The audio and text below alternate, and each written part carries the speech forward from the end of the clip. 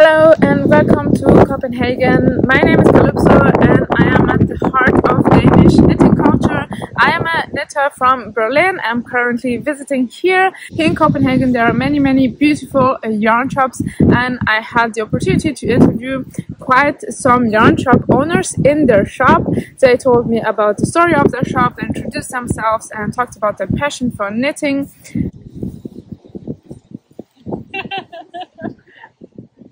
So far I have done 4 interviews, but there will probably be 5 or 6 in total, so there will for sure be a part 2. This is part 1 of the video, and I hope you enjoy it. I'm totally passionate about knitting. I have done a similar video in Berlin, where I have gone to all the yarn shops in Berlin and interviewed the owners there. They showcase also their yarns, and it is very interesting, and I like also to promote knitting and also these strong women who run their businesses and turn their hobby or their passion into a business, and also create community and are an incredible example also of sorority in some cases. So I hope you enjoy this video. The interviews are really interesting and fun to watch, so enjoy. My name is Calypso, and don't forget to watch part 2 later. I made it to Woolstock and I have an appointment here very shortly with Louise to interview her about her knitting shop. And her shop looks really big. As you can see, it goes around the corner, and I'm a little bit excited to meet Louise and talk to her about knitting culture in Denmark. And yeah, so my heart is like, enjoy! Hi Louise, thank you very much for having me in Woolstock in Copenhagen in Denmark. I'm really happy to be here in your beautiful shop. My name is Louise and I am 52 years old, and when I was 46 I was laid off at work. Is that what it's called? I think so, yes. Because journalists, you know, there are not many jobs left for them. And I figured I was 46, I would never be able to get a job in that industry again, because I'm a woman and my CV wasn't very impressive. So I had to do something about the dream that I've had my whole life, which was this place. So you were saying that your mother helped you out? Oh yeah, my mother helped me. It's not that she's wealthy, but she said, I'd rather see you happy now than after I'm dead. She was the only one that believed in my vision of a cafe with yarn. Okay, I'm sure now many more people believe in it, otherwise it wouldn't be running so well, I imagine. Yeah. Well, it is running well, but it is also very time consuming, and I spend all my money on it. So it's not something that I can recommend for anyone if they want to be rich. Okay. It's more like something that you can't help doing. If you're passionate about it. Yes. Yeah. And who taught you to knit? So you've been knitting your whole life, basically? Yes. Yeah. My grandmother, Magda, I think that's a German name, isn't it? Magda? Yeah. Magda, yeah. She was a really talented knitter, and she taught me when I was 8 or 9, I don't remember. But I remember knitting as long as I remember. And I always enjoyed it, also as a journalist. When we were going for a job, I was sitting in the car and knitting.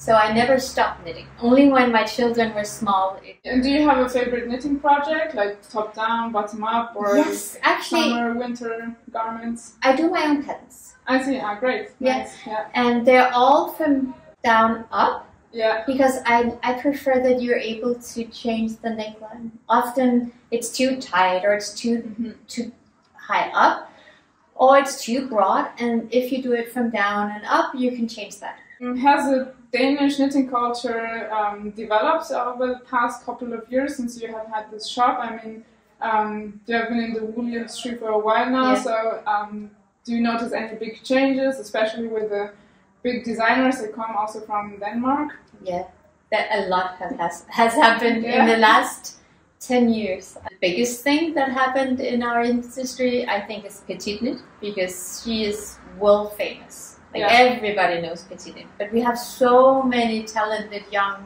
knitting designers in Denmark. They kind of revolutionized the whole thing, because before it was knitting for grandmas and aunties, and it was a little maybe for old ladies. And now with all the young designers, it's for everybody. Also, so do you think knitting has become much more popular also among young people in Denmark? Yes, very much. We also need the sweaters. Down south, they don't knit as much. All the young come from Italy, but they don't need the sweaters like we do. Clothing in the shops is very expensive, so you can actually do a sweater less expensive when you knit it yourself. It seems little expensive to buy yarn, but if you compare with the prices on a 100% wool sweater in a shop, it will always be twice as much. Yeah, in the long run, it's cheaper to make it yourself. And anything you buy in the shops is full of polyester and acrylic, 80% or even more. But people don't notice. And the yarn that you buy at my place or many other places is often much less acrylic and polyester. Through her yarn and her homemade bakery, Louise has created a wonderful atmosphere at her shop. The lemon cake was super tasty and absolutely delicious. This wonderful atmosphere has led her to experience many heartwarming and cute experiences with her customers, which she will share with us just now. I have a lot of heartwarming moments here because we get to know each other here. Yeah. Everybody speak with each other. If you have a hobby in common, then you have a friend instantly. Yes, and that's true. I have a very sweet regular customer. Her name is Louise, and she's become kind of a superstar down here because everybody just loves her. She's adorable, and she started knitting after her husband died. They've been married for 45 years or something. He died 2 years ago. Her daughter, I'm tearing up now because I think it's so sweet that not that her husband died, that happens. She's 80 something, I think 82, and men doesn't get that old. Yeah, they live more dangerously. Yeah. And then her daughter told her, why don't you start knitting again? Because she had knitted before in her life. It's time to get a hobby, the daughter said. And then she came here and she said that it really helped her in her grief, that it made her happy, that she was so miserable and starting knitting made her happy.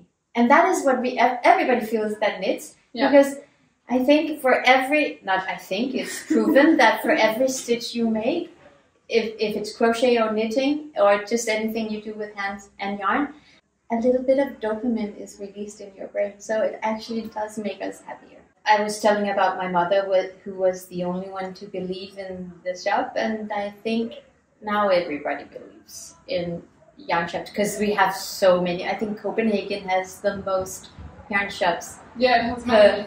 Per inhabitants? Yeah. Okay.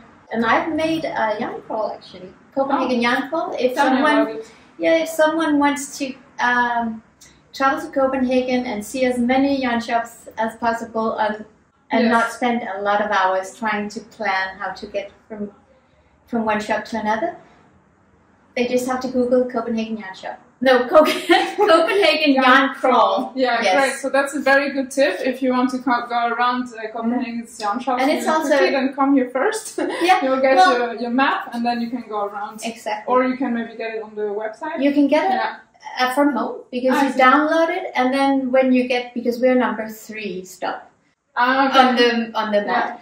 And when you get here, you get a little badge which gives you discounts in the other shops, not the 2 first ones. So the badge will give you discounts on the other shops. And it's a really good yarn crawl because you don't have to walk much. So also people that are not very good at walking, don't like it. It's no more than a few hundred meters from each metro station. That's perfect. Yeah. Do you also teach knitting in your shop? We do. Knitting? Yeah, teaching. Yeah, we do. We have private lessons and it's for free. If you buy your yarn here, then you can have as much help as you want. Oh, that's great. Then if someone gets stuck with their technique or their pattern, then you help them out to finish their project and to be satisfied. And we really enjoy that. It's really nice to help people get started, to get new addicted people. I think we're opening up now. Sure, yeah. Yeah, but you can always film while we're open. Now you can see when we open. There's a lot of people. Outside. Do you want to film when they come in? Yeah, why not? It's quite fun. Just sit there. Yeah. Get it on camera. Well, they are actually. I think that one group is gonna sit right there. I take so the if camera, you take the camera and go there, then you can see. Perfect. So it's opening hours. Always opening hours is most busy. Also because we open late on Thursday. We open at 1 o'clock. Hej, Helle. Kom indenfor. Tak fordi vi må komme. Hej, Bobo is the cafe dog. He greets everybody, but not everybody like he greets Helle. Hej, Ulla. Er du sikker? Er du ny? Så får lov at være med. Jeg står og hilser på alle i dag. Kom indenfor. Goddag. Jeg skal ikke filme, så jeg holder mig heromme. Louise warmly welcomes her usual suspects, as she said, with kisses and hugs. They comfortably sat down and ordered their coffee, tea, and very delicious homemade cake. Let me take you through the shop and scout for some yarn. I am looking for something a little bit more specific, and later you'll see that Louise helped me find something that I like and is perfectly suited for a project that I want to repeat. Her shop is very colorful and it's just a lot of fun to look through her yarns. And she has many cozy spots with a lot of light thanks to her big windows, which is very necessary and very good when you knit for many hours. Having a good lighting is just great. You can also leave a nice note on her Danish map if you visit here and sit on the balcony, are these the VIP spots maybe, and watch the lively life going around, buzzing around in the shop. And this is just a great spot to watch the shop and the people going around, as well as having a look at the beautiful pieces of art that are of course all about knitting. I love playing with colors.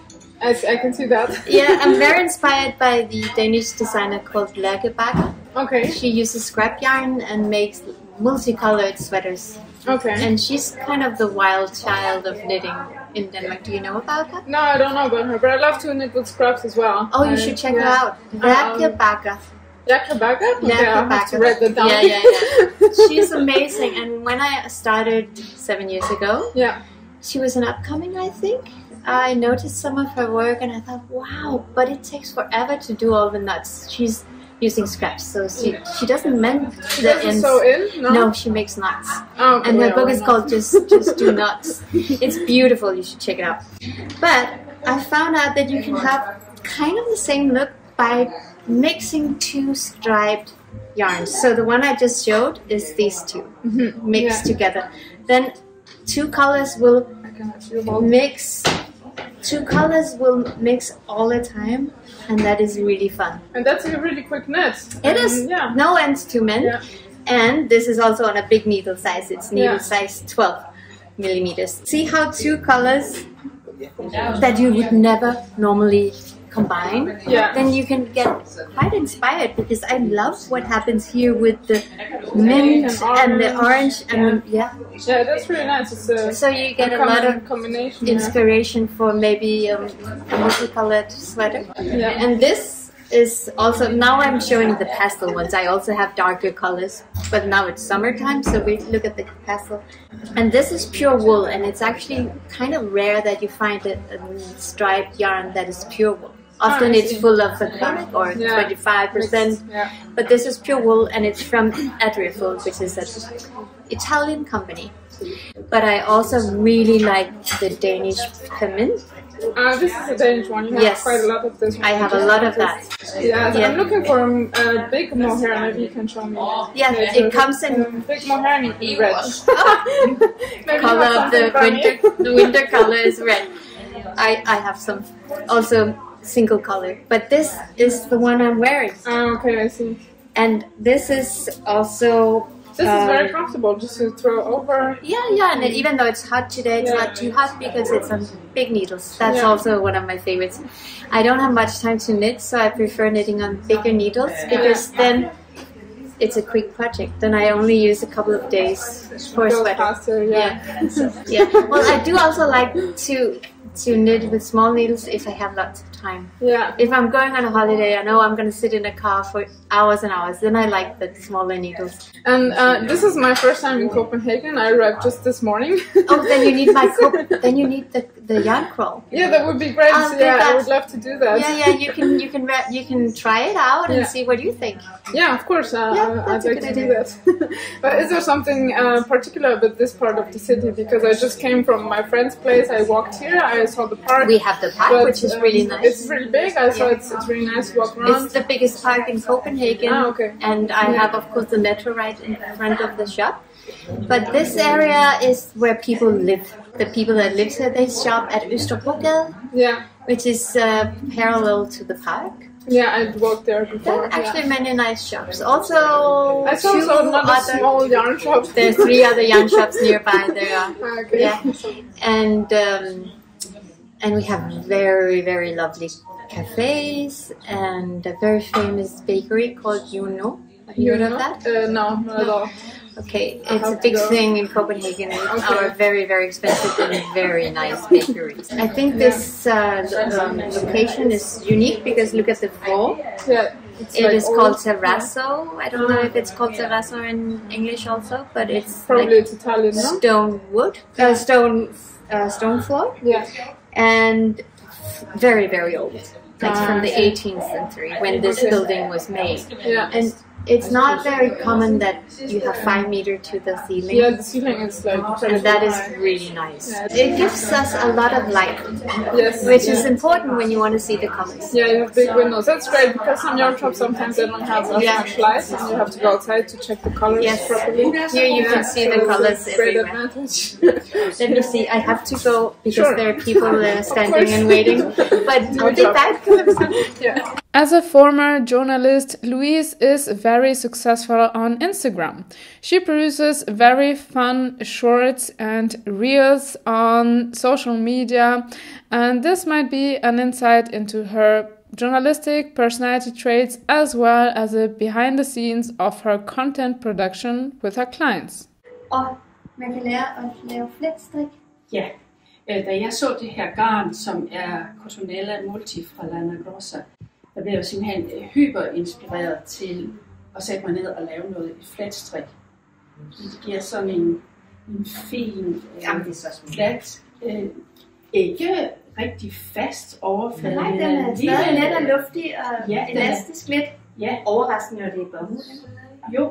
Because you were talking about 3 threads of silk mohair, and 2 or 3 like really thick mohair would be nice. Yeah, because I have a mohair. It's Danish. It's from Copenhagen. It's called Bella. Perfect. And it is equal to 3 strands of silk mohair.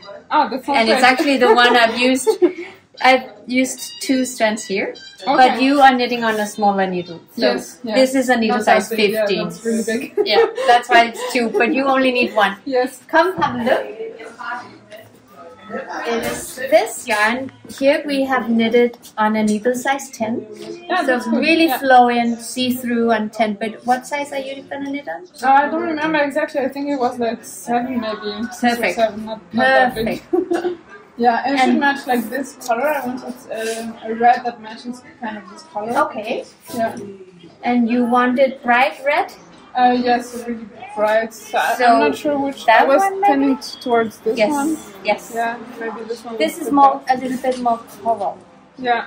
Yeah. So this is too similar. We also have multicolored, but you wanted single color, right? Yes, I prefer. Yeah. Well, this one. This I've used only 1.5. This is really cute, And this takes most of the yarn, the I-cord. I see. But I cheated and I used a machine for the I-cord. Oh, of course. I-cord is also time consuming. It takes forever. I'll find that for you. Is there anything else I can find? I would like to ask you what keeps you like so enthusiastic to come every day, open your shop and... That's easy. It's easy. I love knitting and I love yarn, and every day there's no two the same days. Like every day is different, and every day people come with a new fun project that they like me to help with, and I just love trying to find that perfect combination of yarns together. It's always fun. Yeah, I see you have a smile on your face all the time. Yeah, well, that's because I'm enjoying what I'm doing, and everybody that comes here are also in a good mood. They're looking forward to finding some nice yarn. Working with your hobby is excellent, except I must say, if you turn your hobby into your business, you lose a hobby. Because you don't have time for knitting anymore. But then I can help others, and that is also really nice. Yes, and in German we have a word, it's gemütlich. Maybe the closest translation in English would be cozy, so just like the... That's the Danish name. Danish it's hygge. Yeah. This is hygge. This is what I try to... I sell hygge in meter, by meter. Okay, that's a good, good saying, yeah. And hygge is just everybody's having a good time. Okay, I see. And then music is hyggelig, and eating a cake and having some coffee. Yeah, the cake was delicious. Yeah, so you get up like early in the morning to make the cakes, or? Wow. Yeah, that's why I open late. You saw I open at 1. Okay. I need to have time to bake, and I also really like baking. It's also a hobby. So that hobby I still do every day. Oh, okay. But knitting is not. It's not every day that I get to knit, and then sometimes it really hurts because people are knitting all over. You know, they're sitting and knitting everywhere, and I'm the only one not knitting. Well, you don't have time. Then I get home and then yeah, you need to knit to feel like you relieve the stress. Yes, exactly. That's what totally. That's what knitting is really good at, relieving stress. And I always say it's yoga for the brain. Yes, totally. Yeah. So thank you very much for having me in your beautiful store. You. And I'm really looking forward to the yarn and also to the yarn crawl. Yeah. I'll give you the yarn crawl for you to try, and then you can say what you think about it. Yes, of course. Yeah. So thank you very much, and goodbye.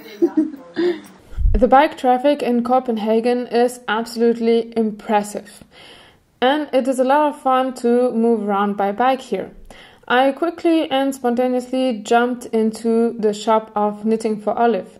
And I think that it is remarkable that in Denmark you can sustain a whole yarn shop only by selling your own yarn brand. This is just impressive and incredible. I think knitting should be as popular everywhere as in Denmark, and you should be able to sustain your shop only by selling your own brand. Why not? I tried on the famous designs here in the shop, and I think it's also smart to have the samples here so that customers can try them on, choose the colors, and see if the size fits and if the constructions fits their body type. They have beautiful yarns at Knitting for Olive. It was a lot of fun to talk to the yarn experts here at Knitting for Olive. Let's make knitting and yarn more popular all over the world.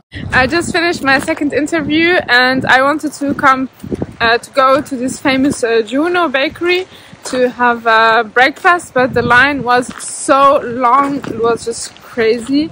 I'll insert a small video here. So in the end I went to any other bakery that I found recommended on the internet and bought me some breakfast. And I'll eat it here in the park and show you what I received. I encountered a lot of generosity. So I just got myself 2 brötchen at another bakery, and in Germany we just call this brötchen. Here in Denmark they serve this small brötchen or brötchen, small breads with cheese. But I just took it like that. I wasn't really into cheese right now, so I'll just have my brötchen for breakfast and show you what great generosity I encountered. I am really blown away, overwhelmed by the kindness and open-heartedness of Danish knitting people, at least, because for now I've only met Danish people who knit.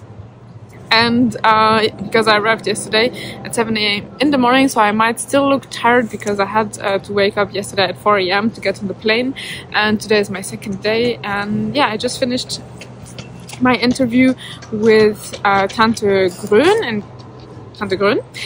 Grøn is means green. And I had a lot of fun. It was really cool, fantastic. And I think I'll insert the interview after this chat that I'm having right now with you. So for now, let me show you what I have received yesterday first at Woolstock. You already heard about yarn crawl. So this is the map. Sorry, now it's a little bit folded because it was like all squished in my bag. But this is the yarn crawl map, which is really useful. And yes, Susanne from Tante Grøn, she recommended that I go to Flid, so I'll try to go there. It shouldn't be too far from here. I don't know if I'll make it today, but maybe tomorrow I'll go to the shop Flid. And so this is a really great item. If you buy it online, you also receive a PDF version, which is much longer and detailed than this one, but this is nice, like, to carry around. And so Louise from Woolstock was really generous with me, so I received this tote bag she gave me. It's really cute. You can never have enough tote bags. I use tote bags personally as project bags. I think they're really practical, or just to go do your shopping. And she also gave me like some stitch markers, cute stitch markers, different shapes and different types of stitch markers. These are my favorites personally. Then she gave me this ones and this ones. I'm just discovering it right now. And these ones I like as well. And yeah, different shapes and colors. This cute cardboard box with a I don't know how to call this in English. And then I bought myself 3 mohair, big balls of mohair yarn. This is the Bella Permin, because I want to reknit a top that I already talked about in the interview, but maybe I'll insert again a picture here. And the lower part I want to do with this one. It has to be really thick mohair that's kind of flowy, and I'm not sure if it's thick enough because the original design that I made, it's with Adele's mohair, and it's really thick mohair, and it's also irregular, so some parts are thicker and other parts are thinner. So maybe I'll pair this with the other color, and then I'll get a nice color mixture as well. Everything's flying away. We're in August, but for me this is more like autumn weather, and I find it really kind of chilly, and I hope you can hear me well. So this is what I got at Woolstock, Copenhagen. The shop is beautiful. The interview with Susanne was so much fun, and I find that they're so confident and so strong women. Also, Louise, she used to be a journalist, and I think this time it was her turn to be on the other side, so to answer questions and not to ask questions. So that's an interesting exercise, but you notice that she's really confident, and that was also a lot of fun. Danish people, their English is so perfect that it almost intimidates me in my English. Yeah, both women were super confident, had really interesting stories to tell, and they hugged me right away, and so that's really nice. I was saying Louise and Susanne have a lot of power, a lot of energy, and this just also gives a certain vibe to their shop. Both shops are really cute. They have a really nice variety of yarns, and at Woolstock there is also a cafe, so you can really sit down and during the day and knit, be there with your friends and eat nice bakeries. Yeah, I'm just kind of blown away. I'm still like processing what I just encountered and what I just learned. And yeah, I always love to travel and to get to know new people, especially in in the world of knitting, or in worlds that I enjoy a lot of energy around. At the same time, I still am tired because I slept well last night, but for me, I have reached an age where it's not enough to have one good night of sleep to compensate a bad night of sleep. I always need like 3 nights to compensate one bad night. Yeah, next I received from Susanne. She was really generous with me. She gave me this really cute tote bag. I haven't really looked at it. Tante Grøn, Copenhagen. Yeah, that's so cute. That must be Susanne. This is so cute with the yarn and all the supplies. I like it. This is great. And I do have some leftover Gotland yarn at home, and it's a little bit, it's like 290 gram. It's not too much, like I needed something to pair it with, and I found these beautiful skeins, which is also Danish Gotland, if I understood it right, dansk pelsut. So Susanne told me it's Gotland, and so that's perfect to pair it with the grey. I have a dark grey Gotland color at home. This one is 25 meters more metrage on 100 grams than the yarn I have at home, but it should go well together. And yeah, so I'm so happy. She was really generous. So I have a new problem solved because I had these leftovers that are not quite enough for a sweater, and these leftovers are also one of a kind. So this is from Lücke Sheep Farm in Germany, and she produces every year a batch of Gotland yarn with her Gotland wool, and so you cannot buy more of that. And next I also received this really cute ball. This is Nordic Yarn Lab. So this is from here, produced in Europe, but this is like Danish brand because Frederiksberg is also an area here in Copenhagen. And this is alpaca, 45% and 45% bomull, which is baumwolle, which is cotton, and 10% uld, which is wool. And I don't knit very often with this type of chain yarn that is a little bit fluffy, but it's nice. I can do something like a hairband. So she kindly wanted to gift me one of these. I'm escaping noise.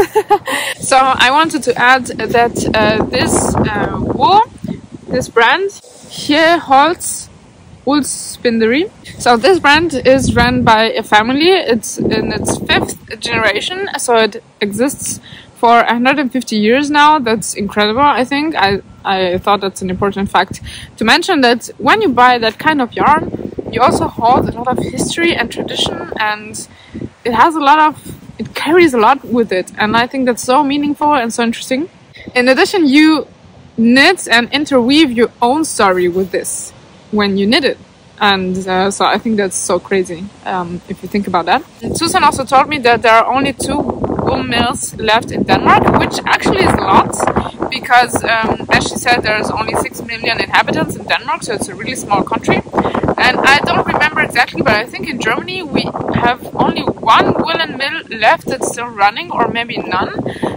If you know it more exactly, then write it in the comments, but as far as I know, there's only 1 left in Germany because the production has shifted, and yeah, we have to go back to handmade and do it yourself. More woolen mills. Yeah, so maybe I can add as a fun fact that approximately 10 years ago I did an internship in Launceston in Wales in England at the Natural Fiber Company. I spent 1 month there in the woolen mill. It's like 10 years ago, something like that. And I have my internship certificate signed by Sue Blacker, who unfortunately passed away now. But yeah, it was crazy for a month. I just kept sticking my nose into woolen bags, alpaca wool, any kind of wool. And I love also the smell of lanolin and of wool. I'm not sure if the Natural Fiber Company still exists, but as far as I know, the mill is still running. The mill where I did my internship. I searched for it on the internet not so long ago, and the mill is still running. I don't remember its name, but at the time when I did my internship, it was the Natural Fiber Company.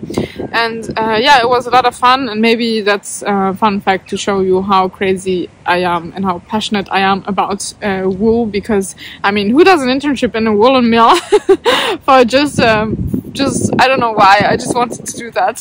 And yeah, I was 1 month surrounded by wool and basically bathing in wool and participating in the whole production process, from washing to the final yarn bowl. And in this video now I have you just saw, I suppose, the interview of Woolstock, and now I'll insert a video at Tante Grøn. Good morning and welcome to Tante Grøn. Copenhagen. In Copenhagen. Tante Yes. Grøn, is it pronounced correctly like Yes, that? Tante Grøn. Grøn? Yeah. Auntie Green. Auntie Green, that Yeah. means green. Yes. Grøn, yeah. So Yeah. I'm really happy to be here with Susanne in her beautiful yarn shop. I'm Susanne, and I have this wonderful yarn shop. I would like to know, since when do you have this shop? This shop is from 2018. We moved from another little spot to here, and we have been working on this spot for 8 years or so, 7 years. But prior to this, it is derived from an old shop my mom had in Odense. Yeah. Ah, okay. And my sister is running that. Oh, so it's really a family thing. Actually, yes. Yeah. But we were two separate businesses. Yeah. But we talk. You talk to each other. Yeah. But Okay. we do different stuff. We have a very different line of yarns. So it's nice, and you can recommend each other if you don't have something. Just go to my sister. Yeah, that's true. That stays in the family. That's great. So I suppose your mother taught you how to knit, and it's always been in the family. Yeah, and my mother and my grandmother, she taught us how to knit. And then I think that knitting evolves over the years. I mean, when I was a child, it was tedious. It was not fun. But I had to do it because I was told to do it. I see. And then when I was a teenager, in the 80s, and those were the big woolly sweaters, and they were beautiful. I mean, they were easy to knit. It was needle size 10 millimeters. Can you imagine? Yeah, it's quick. You could do it in a weekend. Yeah. And, to get a sweater in that range of time, a Monday morning in school, you could wear it. That was perfect. So, every Monday you could showcase a new handmade sweater. You had a new thing. Yeah. But it changed. And then it became smaller needles and also more intellectually challenging. You had to know to read a pattern and actually understand what was going on. You had to understand something about geometry. Yes. So over those years, things has developed, and the funniest thing that I know to do is actually the Stephen West knit-alongs. I think it is you like so that. fun. Yeah. To have just one clue, and you knit, and 1 week later the next little clue, and then do. Yeah, I think can it's imagine. fun. I have never done one, but I really like these should, designs. because, Are really cool. And you always learn something new. There's Yes. also something always like a pattern that is very intricate, and you think, I can never do this, but yes, you can. In the end, you do it. Yeah, that's gives you a sense of excitement, and that you manage to do something. And you actually look forward to the next clue. You see, what has he been thinking of? We have yarns from Isager. We have yarns from Hjelholt. One of the two remaining wool mills in Denmark. I see. Yes, very, very, very nice family. We have yarn from Filkulana, and then we have yarn from our own brand. We tend to have yarns that we know where the good wool mills are. So we try to buy it from good wool mills, people who have responsible way of producing their goods. And one of them is this one, which is then Bøllefoy. Sure, yes. That is one of them. Another is a cotton version, which we have down here, 100-gram cotton version in a beautiful range of colors. That will then be Tante Grøn Copenhagen for Havblik. What does Havblik mean? A view of the sea. Meeresblik. Schön. The new line of yarn that we have been working on is going to be the Nordic Yarn Lab. And we try to make it as sustainable as we can. It's not always possible.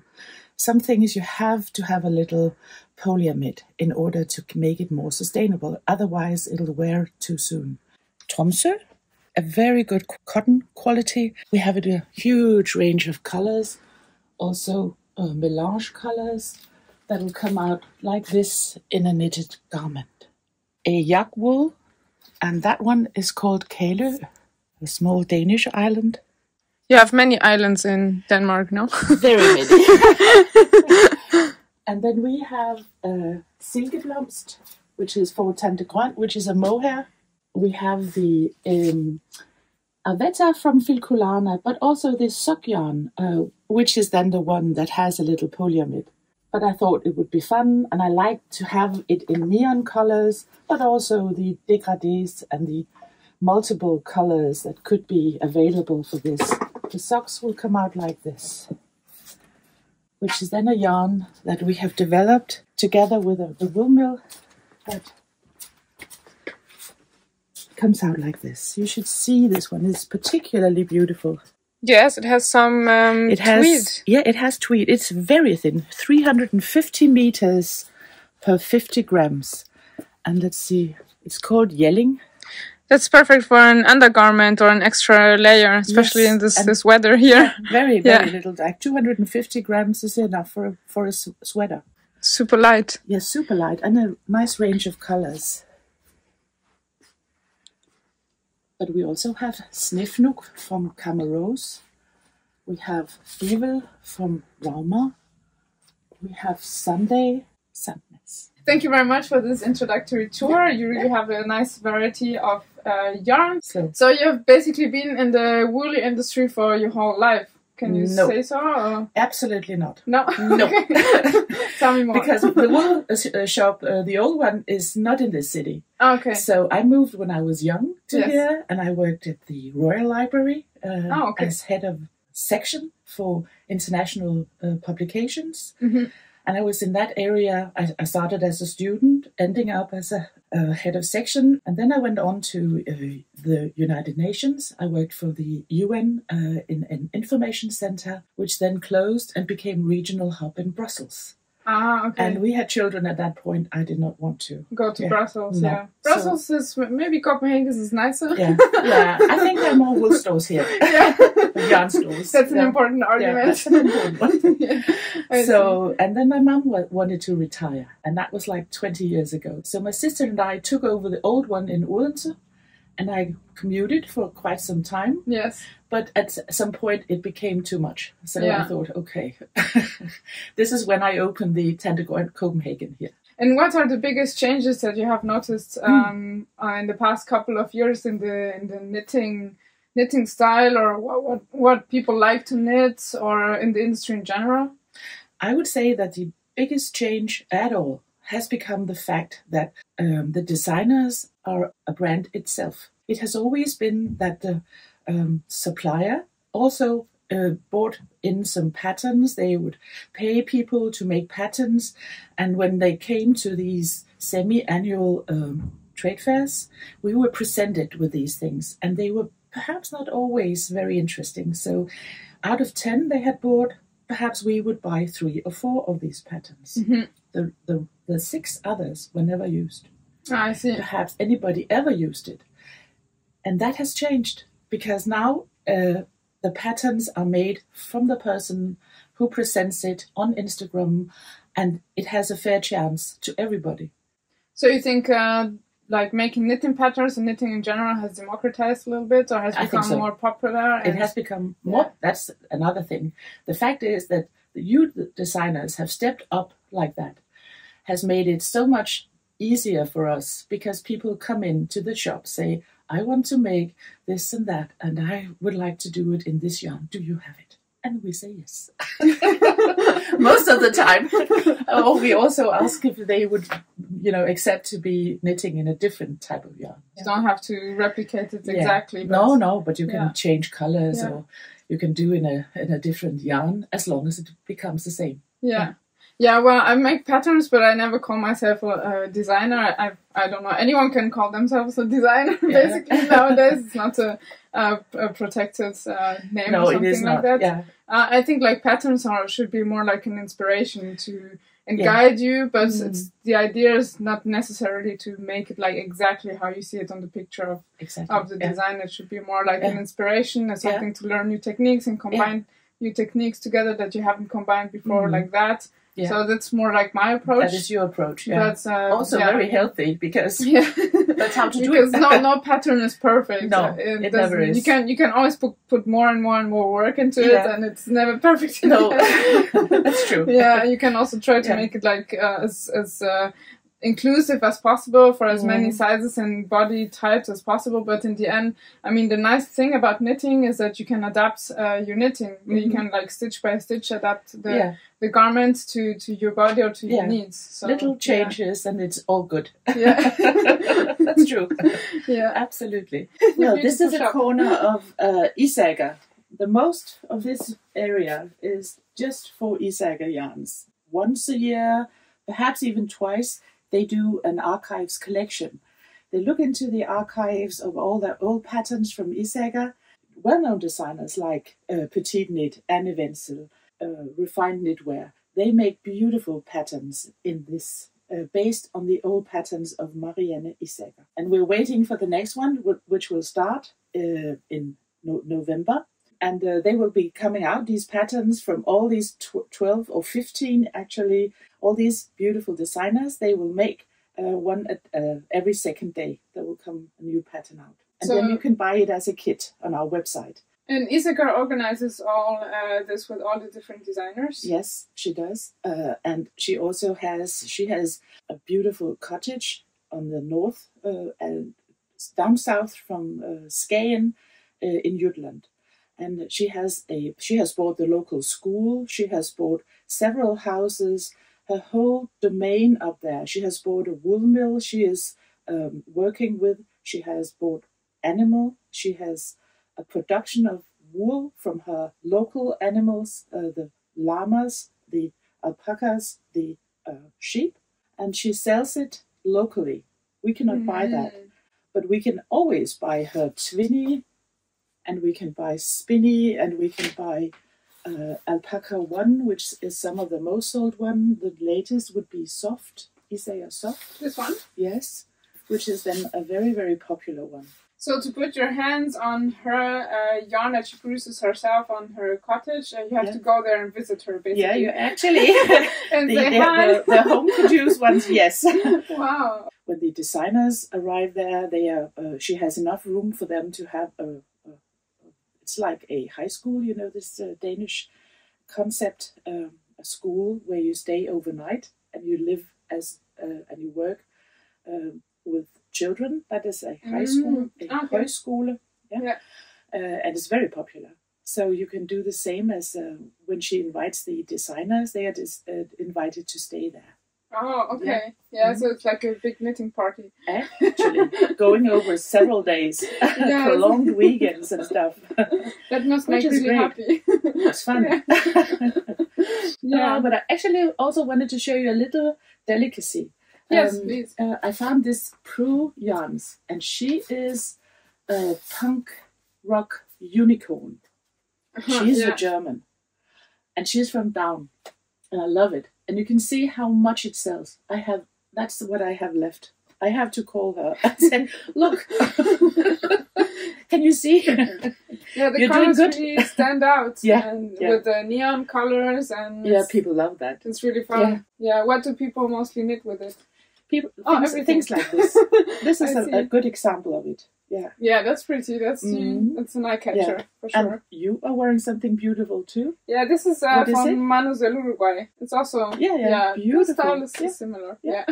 Thank you. Yeah. That's this what is actually a design I made. This cardigan and this top. Yeah. And beautiful. You can wear the top reversible because the back is like this.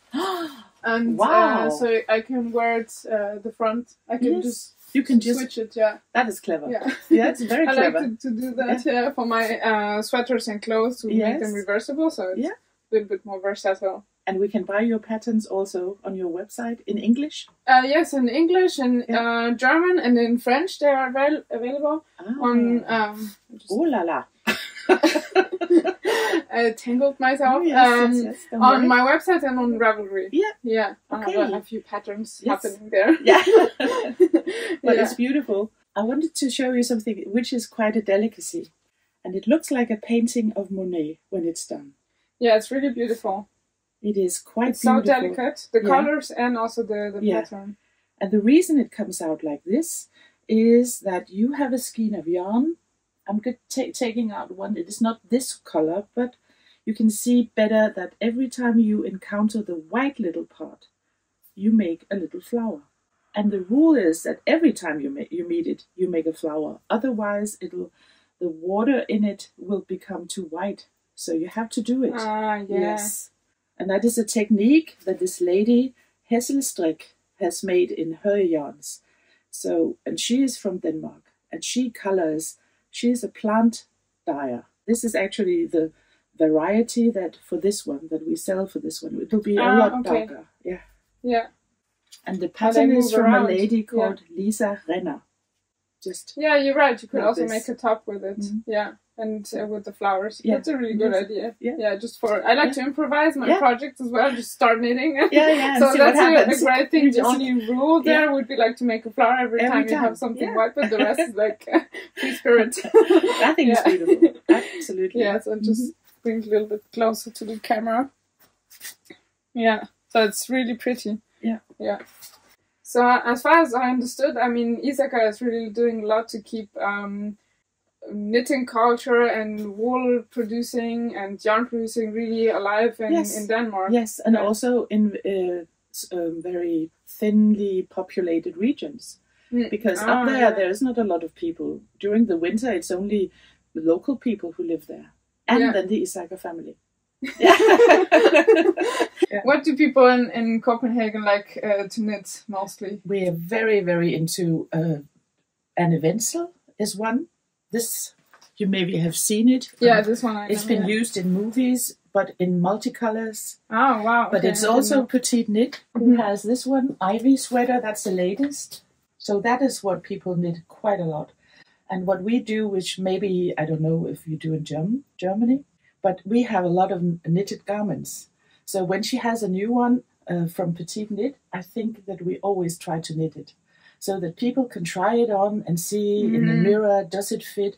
Could I make it a little longer to meet my, or the bust? What is this oversize thing, this boxy fit that she likes, the boyfriend size thing? Is that good for me or not? And that's often not good. Yeah, it doesn't fit everyone, No, it does not. Sometimes it looks good on the picture, but then... But a person like me should not have that. I should have more slim size things. Yeah. But a very small person, she would look wonderful in it. So yeah, it also depends on taste, right? Yeah, that's like, true. It's very individual. Yeah. But do you think that Danish knitting culture has influence also in general? Let's say the Western knitting culture because of the internet. I mean, Petite Knit and My Favorite Things Knitwear are really, really popular everywhere. So, or at least in the Western knitting culture because But one thing is the weather conditions, because we are it's a cold weather, so of course we have more sweaters than you might have in Bavaria, and that's for sure. You may not need as much, but it's also a cultural thing that in the evenings that you sit and do things with your hands. It's been knitting socks, it's been knitting garments, it's been perhaps also sewing, cross stitch. So that's a tradition, I think, that has been kept on in the Scandinavian countries for a much longer period than in the south, perhaps. Yes, due to weather conditions. That's why we have never ever lost that little feeling, the wanting to do something with our hands. I can imagine. Do you call it somehow? Does it have a name or? You know the word hygge. I learned it yesterday. Yeah. In Norwegian, they would say it is kose. Kose. Not to for the island of Kos, but kose, which is also hygge. It sounds more like cozy. So it's similar? Yeah. It's similar. In German we have gemütlich. Gemütlich, yeah. Jetzt machen wir uns gemütlich. Right. Das kann ich schon. Yeah. So, yeah. It has been a really nice interview, and what I would like to know is if you have an anecdote that you would like to tell us. I mean, I don't know this area of Copenhagen. It's my second day in Copenhagen, so I suppose that this area has some kind of special character to it. And is there like an anecdote you would like to share, either something heartwarming or something funny that has happened in your shop, or someone brought something, or I don't know, something you'd like to share? Well, we have become rather much of a gathering point here. We have weekly knit nights. And I ask people who are tourists, and I also write it on our website that they can ask in the shop. We have 14 chairs. And most of them are then occupied by the local ladies, but sometimes there are 3-4 chairs open, and then I ask tourists to come in. Please come and say hi and be part of us. Yes. Show us what you knit. So that is has become very popular among this regular group. It's much the same people that come. They have been coming for around 7-8 years all the time that I have this store. Yeah. And they like to speak English. They love to see, oh, there's a lady from Germany. Here's one from France. Here's one from England. And they get to practice and they get to see what you knit. Yeah. And that is a good exchange of cultures. Very that's incredible. Yeah, that's a good thing. Yeah, it's healthy, of course, for sure. That's certainly so. And, not many shops do this because it takes a lot of time to organize this. But I think it's very important that we open up for people to come in and be part of it. Yeah. So that's one thing that I would recommend, that if you are in the area, please just give us a ring or email us and say, is there room for us tonight? And I will look in the book quickly and say yes. I'll try to say yes at least. I would love that. Yeah. Yeah, I have noticed Danish people. I mean, I arrived yesterday at 7 a.m. in the morning. Yeah. I've noticed Danish people are really open and really, really warm people, and that's super nice. Yeah, mostly. And also many understand German. Also speak German. Wie du sprichst perfekt Deutsch. Ja, nee, das ja nicht. Aber ich habe ja Glück. Ich habe eine Schwiegertochter aus Deutschland. Ja. So, deshalb kann ich auch viel üben. Ja. Und es kommt auch ganz viele Touristen hierhin und danke, dass ihr gern kommen. Aber deshalb übe ich mich. Ja. Jeden Tag. Und die Schwiegereltern auch. Also wenn die zu Besuch kommen, dann auch. Dann auch. Ja. So, wir haben viel Glück damit. Ja.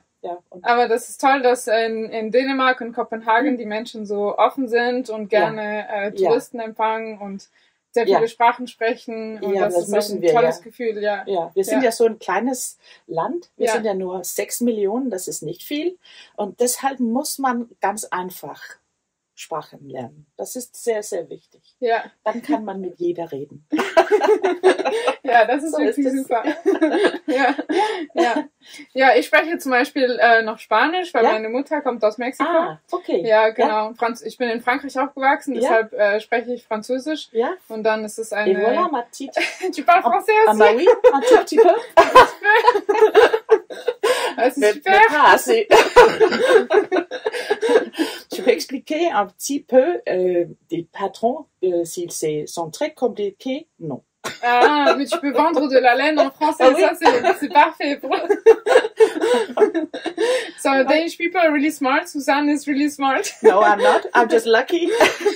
Can jump from one language to the other. That's a lot of fun. I enjoy it because I grew up with 3 languages, so it's a lot of fun for me to jump from one language to the other. The thing is, so it's like music to my ears. It's saying in German. I don't know if it's saying in English. But if I hear that someone is there's like open knitting nights like that, and also welcomes tourists, and it's really open-minded. So that's a great thing. Something I've noticed here a lot, and people like to hug each other. That's also really nice. And eat a lot of cake. So sorry. Can you recommend a bakery here in Copenhagen? We are in the hotspot of the Copenhagen bakery world. You cannot miss. I mean, we have 4 or 5 just around us. So, where should I go to have breakfast later? I think you should go to either Holmes, Booker, or the just across the street, Van Havn. Okay. All 3 have good breakfast, and it's like you can see them from here. You can see your lunch, like lunch. We go there. Perhaps I may not say this, but perhaps every day is not a wrong word. We buy bread for lunch. Yeah, sure, why not? Of course. And if they're this good, then it's really a treat. Yeah. So you have to treat yourself every day with good bread and good yarn. Yes. That's your philosophy. And good people, please come in. And so to close it off, I would like to know how you say I love knitting in Danish. Jeg elsker at strikke. Elsker at strikke? Elsker at strikke. Love is elsker. Ich liebe stricken. Jeg elsker at strikke. Zu stricken. Ich liebe zu stricken. Ja. Okay. Jeg elsker at stricken. Ja, das ist nicht so. Yeah, reading is, I can read it, understand some, but speaking is a bit fast. It's my first time here, so I have to come back and practice. Oh, you can easily become Danish. Don't worry. We'll steal her from you. Yeah, so thank you very much for this really fantastic interview. I had a lot of fun, really good time, and I'm sure Susanne is waiting for you and is expecting you with big arms and open arms, and also a yarn shop full of beautiful yarn. All of it. Thank you, and thank you for interviewing. Of course, sure. Ciao. Bye. I just had a really spontaneous interview at Flid yarn shop with Cecilia, and it was really, really nice and cute, so enjoy. Hi Cecilia. Hi. Thank you very much for having me so spontaneously and agreeing to have an interview here at Flid at your yarn shop. I'm really happy to be here. Would you like to introduce yourself and tell us a little bit about the story of your shop? Mm-hmm. I've opened it 13 years ago because I'd worked in a yarn shop and I really liked it, so I wanted my own yarn shop. And so it's like a work of passion. And I'm a craft teacher. I see. Textile crafts teacher. In school or? No, I was before. I mean, it was my education, but I never used it. So now I kind of used it for this. I'm very interested in fibers, textiles, everything craft. Yeah. Yeah. Is it a subject in Danish schools, crafting?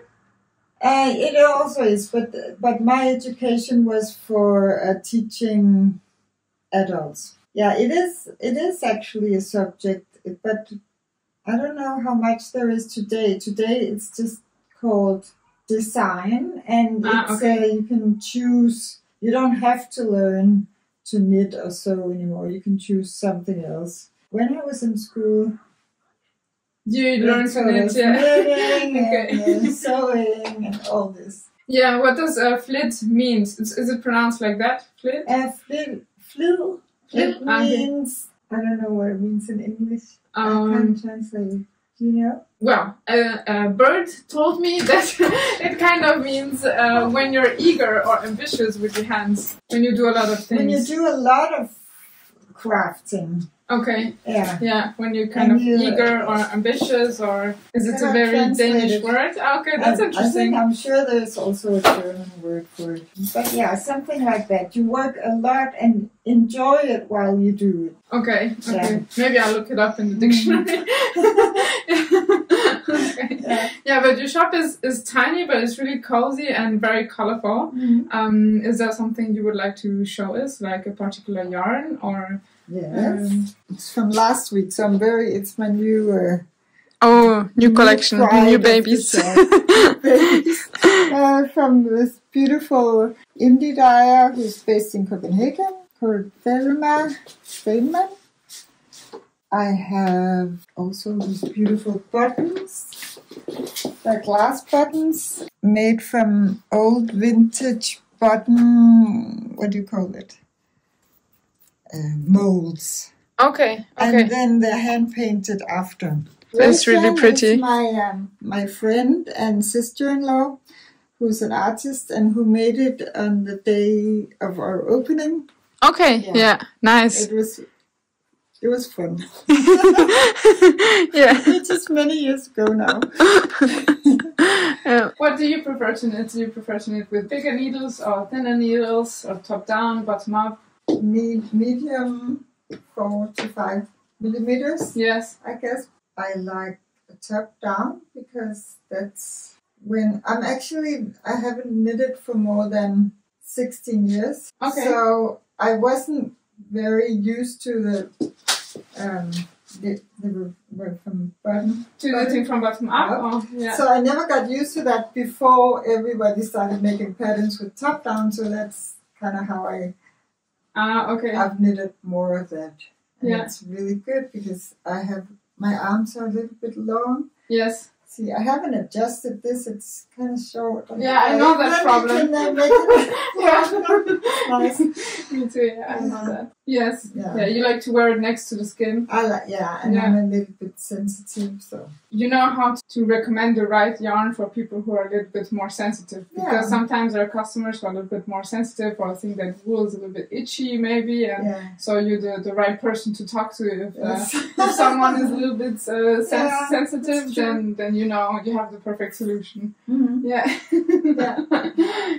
You have this shop for 13 years now, so is there something you would like to share, like a heartwarming experience, for example, or something funny that has happened here, or a special customer maybe that always comes back? I have very nice customers. Fun part about having a yarn shop is that yarn customers are usually they're the best. Because they come, it's like they buy it because they want to craft and knit, and it's not like they're buying some milk in the supermarket. They really get invested in it, and it makes them happy. Yeah. So, and I have some customers that I've had for 13 years, and also a customer who comes by with Christmas presents and that's nice. Birthday present when the shop has a birthday, which is in September. It's really nice. So it's nice that customers show their appreciation for your work, and you kind of get something back as well. Yes. And you see that people buy yarn and happiness. Yeah.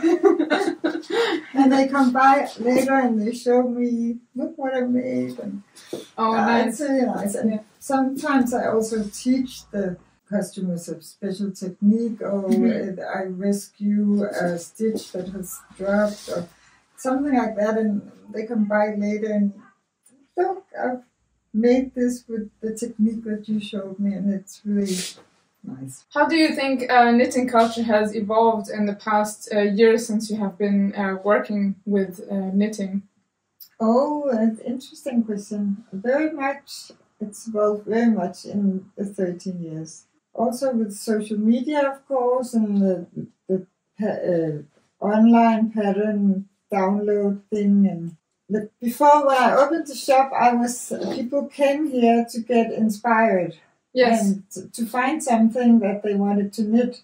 Yes. And so I had to have a lot of paper patterns and things that I've knit that people like inspired. Samples? Samples.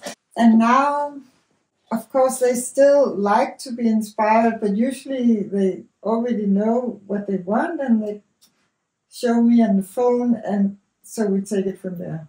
Okay. Yeah. So I don't really have to inspire so much anymore. But still, people, when they see something very creative pattern, I think you're tillable. Like, wow, we haven't seen something like this before, and they get all excited. And I think it's really nice that so many people knit. But I also think that they want to knit something that looks like something they could buy often. Yes. Yeah. And I both like that, and of course it's good for my business but I also think it's nice when there are new patterns that are a little bit more creative and crazy. A little bit more exciting. I don't wear it myself, but I like it. But you have some nice samples in your shop, and small ones, and I'm sure it's not the same to see it on the screen and to see it in live in the shop. No, that's true. And I also think it's really nice that so many young people have started to knit. Yes. Because 13 years ago that wasn't the case. It's taken into a new generation. Yeah. And they do it in a different way. I really like that. So the cliche of the knitting is rather for old ladies or for grandmas is like, you think, a little bit faded. It's not so... Yeah, it's definitely faded. Okay, nice. That's a good thing that you noticed that. And I totally agree about the patterns, that I think if you have the skill of knitting, it's nice to do your own designs, or just to improvise, or to also knit patterns, but maybe put a twist on them and to kind of put a bit of your personality or your taste into what you knit. totally agree with that. Okay, thank you very much. I know it was very spontaneous. I just jumped in here and hi, do you want to be on my video? So thank you very much for your openness and yeah. You're welcome. Bye. Thank you so much for watching part 1. If you enjoyed, then please leave a comment and subscribe to the channel so that you don't miss part 2, which will be published hopefully next week or the week after. As soon as I publish it, you will also see it here appear on the screen. If you enjoyed, subscribe for more knitting and woolly content, more interviews. See you in the next video. Bye.